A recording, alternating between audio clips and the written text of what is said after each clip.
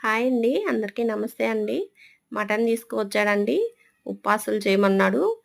ఇది చాలా బావుంటాయండి. డెలివరీ అయిన టైంలో బాలింతగా ఉన్నప్పుడు ఎక్కువగా ఇలా చేసి పెడుతుంటారు. మా నెల్లూరు పక్క మేము ఉప్పాసులే అంటామండి. ఇది నీట్‌గా కడిగేసుకొని కొవ్వు ఎక్కడైనా ఉంటది తెల్లగా అటువంటిదంతా గాని కట్ చేసి తీసేసాను. వాటర్ ఏం లేకుండా తీసుకొని దీనికి కొంచెం ఉప్పు, పసుపు ఎక్కువ పట్టద్దండి. ఇలాగా 2 స్పూన్లు పసుపు, అలాగే దీనికి తగినట్టు సాల్ట్ ఏసేసి కలిపేసి ఓ పెద్ద సూదైనా, దబ్బలమైనా తీసుకోండి. అలాగే కొంచెం ఇది పడిపోకుండా మనం కడితే గానీ పడిపోకూడదు. అలాగా గట్టిగా ఉండాలి తాడు. 2 పేటల మీద కొంచెం లావుగా ఉండే దారం తీసుకున్నాను. ఇలాగంతా గుచ్చేసేయండి.